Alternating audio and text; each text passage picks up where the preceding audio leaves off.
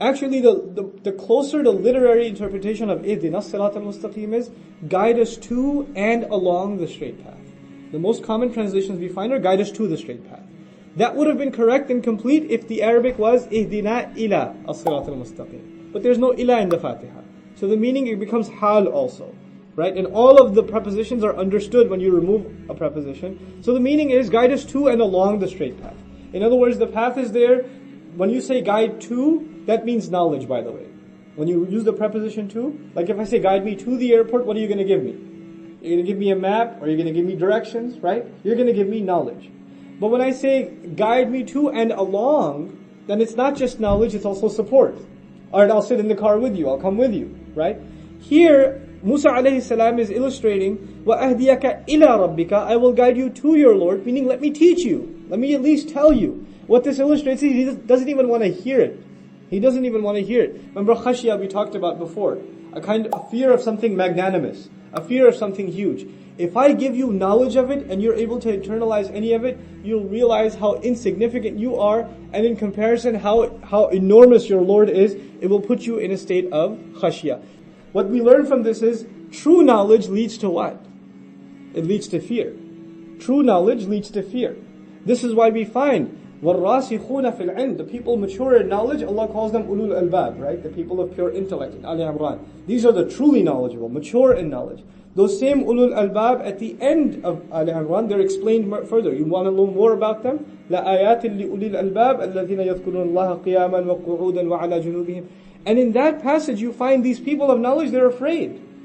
رَبَّنَا لَا تُؤَاخِذْنَا. Actually they're begging Allah subhanahu wa ta'ala, وَتَوَفَّنَا مَعَ الْأَبْرَارِ لَا تُخْزِنَا يَوْمَ الْقِيَامَةِ. You know, don't give us what you promised your messengers. Don't humiliate us on the day of resurrection. They're terrified. That's how the people of knowledge are described. So if you had that knowledge, the first consequence of that knowledge would be, you would be afraid. فَتَخْشَى. Another kind of disobedience that's mentioned in the Quran is fisq, corruption. Commonly translated corruption. Literally means to abandon a path that was good to begin with. So someone who has fisq is someone who was good and then went the wrong way. Or who walked the good path and then abandoned it. And the one who keeps abandoning it, in fiqh also we call him a fasiq. He keeps disobeying Allah. He keeps going the wrong way despite knowing the right way. Then another kind of wrongdoing or disobedience is called fujur, from fajara.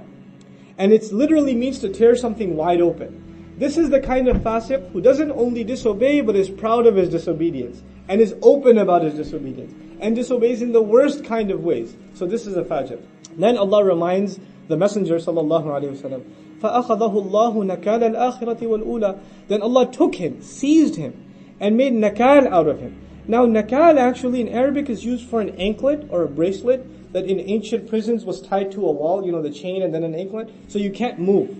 It was also used for chains that prisoners have together, so when the guard moves them, they all are forced to move. They can't stay in one place. So it's an anklet that either restricts your movement or forces your movement, where your movement isn't on your own. Right? This is nakal. And this was used as a means to show others, when they would come or pass by, they would see these prisoners. So they would be deterred that we better not break the law, otherwise we're going to end up like this. So the nakal was a means of injecting fear into a population. This was how it was done. Allah says that He took Fir'aun and He made a nakal out of him. Now that's interestingly ironic because He made it basically a deterrent out of him. Don't be like him, because he's the worst kind of example for al-akhirati wal-ula. And so he is a worst kind of example for the last of people to walk this earth and the earliest. Also means a worst case in terms of the hereafter and also in this life.